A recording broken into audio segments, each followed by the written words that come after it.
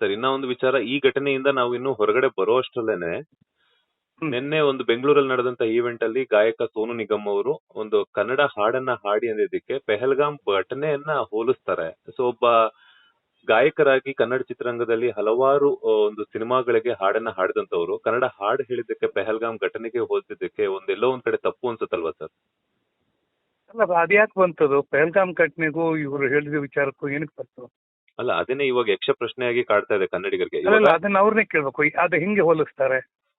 ಅದೇ ಇವಾಗ ಕನ್ನಡದಲ್ಲಿ ಯಾವ ಕಾರಣದಲ್ಲಿಲ್ಲ, ಇವಾಗ ಪೆಹಲ್ಗಾಮ್ ಘಟನೆ ನಡೆದಿತ್ತು, ಇವಾಗ ಕನ್ನಡ ಹಾಡು ಹಾಡ್ದಾಗ್ಲು ಏನಾಯ್ತಲ್ಲಿ? ಅಲ್ಲಿ ಯಾಕಂದ್ರೆ ಈ ವಿಚಾರ ನನ್ಗೆ ಪೂರ ಗೊತ್ತಿಲ್ಲ.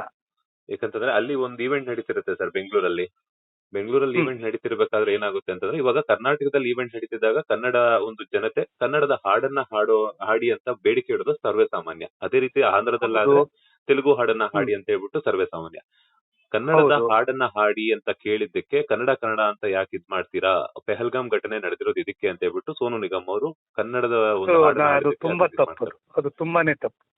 ಸೊ ಈ ತರ ನೀವು ಒಬ್ಬ ಯಾಕೆಂದ್ರೆ- ನಟರಾಗಿ ಏನ್ ಹೇಳ್ತೀರಾ ಸರ್? ಇಲ್ಲ ತಪ್ಪದು, ಯಾರೇ ಆಗ್ಲಿ ತಪ್ಪಲ್ವಾ ಅದು?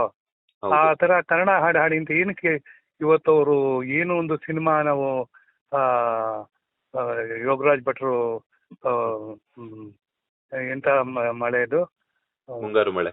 ಮುಂಗಾರು ಮಳೆ ಅನ್ನೋ ಚಿತ್ರದ ಮೂಲಕ ಹ್ಮ್ ಇವತ್ತು ಅವ್ರಿಗೆ ಒಂದು ಒಳ್ಳೆ ಹೆಸರು ಬಂದಿದೆ. ಹ್ಮ್ ಅದಾದ್ಮೇಲೆ ಅವರೇ ಹೇಳಿದ್ದಾರೆ, ಹ್ಮ್. ನನ್ನ ಪೂರ್ವಜನ್ಮದ ಪುಣ್ಯ, ನಾನು ಕರ್ನಾಟಕದಲ್ಲಿ ಹ್ಮ್ ಇಷ್ಟೊಂದು ಒಳ್ಳೆ ಒಳ್ಳೆ ಹಾಡುಗಳು ಹಾಡಿದೀನಿ ಅಂತ ಅವರೇ ಹೇಳಿದ್ದಾರೆ. ಹ್ಮ್ ಅವ್ರು ಇದೆಲ್ಲ ಹೇಳಿದ ಮೇಲೂ ಕೂಡ ಹ್ಮ್ ಯಾವ್ದೋ ಕನ್ನಡ ಹಾಡು ಹಾಡಿದ ತಕ್ಷಣ ಪುಲ್ವಾಮಾಗೆ ಹೋಲಿಸೋದು ಯಾವ ಮಟ್ಟಕ್ಕೆ ನ್ಯಾಯ ಇದೆ ಇದರಲ್ಲಿ? ಹೌದು. ನಾವು ಹೇಳೋದು ಹ್ಮ್. ಕನ್ನಡದಲ್ಲಿ ಯಾರು ಕೇಳಿದ್ರು? ಕನ್ನಡದವ್ರು ಕೇಳಿದ್ದಾರೆ. ನಿಮ್ಮ ಮೇಲಿರೋ ಪ್ರೀತಿ ಕೇಳಿದ್ದಾರೆ, ನಿಮ್ಮ ಹೌದು. ಮೇಲಿರೋ ಒಂದು ಅತ್ಯಂತ ಒಂದು ಗೌರವದಿಂದ ಕೇಳಿದ್ದಾರೆ. ಹ್ಮ್ ಅದಕ್ಕೂ ಪುಲ್ವಾಮಾಗೂ ಯಾಕೆ ಹೋಲಿಸ್ಬೇಕು? ಅದು ಹೌದು. ಕಲೆಗೂ ಪುಲ್ವಾಮಾಗೂ ನಾನು ಹೇಳೋದು, ಹ್ಮ್. ಒಬ್ಬ ಮಾನವತಾವಾದಿಯಾಗಿ ನಾನು ಮಾತಾಡ್ತಾ ಇದ್ದೀನಿ. ಹ್ಮ್ ಹ್ಮ್ ನಾನು ಯಾವುದೋ ಒಂದು ಪಂಗಡಕ್ಕೆ, ಯಾವುದೋ ಒಂದು ಸಂಘಟನೆಗೆ ಸೇರಿದವನಲ್ಲ.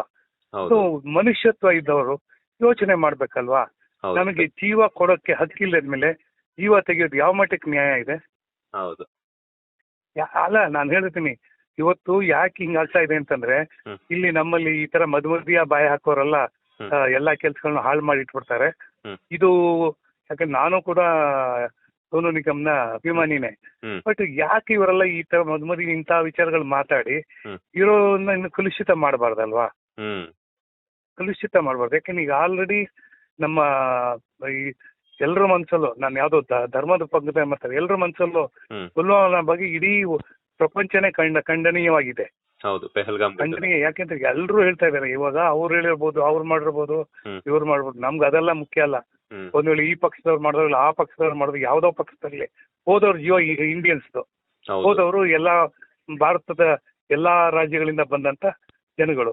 ಹ್ಮ್. ಅವರು ಕೇರಳದವರಾಗಿರ್ಬೋದು, ತಮಿಳ್ನಾಡವರಾಗಿರ್ಬೋದು, ಕರ್ನಾಟಕದವರಾಗಿರ್ಬೋದು, ಪಂಜಾಬ್ನವರಾಗಿರ್ಬೋದು.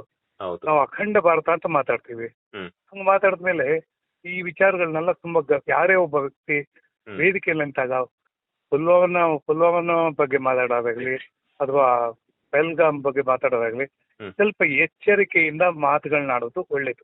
ಹೌದು. ಯಾಕಂತಂದ್ರೆ ಹಿರಿಯ ಗಾಯಕರಾಗಿದ್ದಂತಹ SP ಬಾಲಸುಬ್ರಹ್ಮಣ್ಯಂ ಸರೇನೆ ಹೇಳಿದ್ದಾರೆ ಒಂದು ಸಂದರ್ಶನದಲ್ಲಿ, ಮುಂದಿನ ಜನ್ಮ ಅಂತ ಇತ್ತು ಅಂತಂದ್ರೆ ನಾನು ಕರ್ನಾಟಕದಲ್ಲೇ ಹುಟ್ಟಬೇಕು, ಅಷ್ಟು ಪ್ರೀತಿ ಕೊಟ್ಟಿದ್ದಾರೆ ಕರ್ನಾಟಕ ಜನತೆ ಅಂತ ಹೇಳ್ಬಿಟ್ಟು. ಅದೇ ರೀತಿ ಸೋನು ನಿಗಮ್ ಅವ್ರಿಗೂ ಕೂಡ ಕರ್ನಾಟಕದ ಜನತೆ ಆಗಿರ್ಬೋದು, ಕರ್ನಾಟಕದ ನಿರ್ಮಾಪಕರಾಗಿರ್ಬೋದು, ಕನ್ನಡ ಚಿತ್ರದ ನಿರ್ದೇಶಕರಾಗಿರ್ಬೋದು, ತಮ್ಮ ಹಾಡನ್ನ ಹಾಡಿಸ್ಕೊಳ್ಳೋದಕ್ಕಾಗಿ ಸಾಕಷ್ಟು ಅವಕಾಶಗಳನ್ನ ಕೊಟ್ಟಿದ್ದಾರೆ.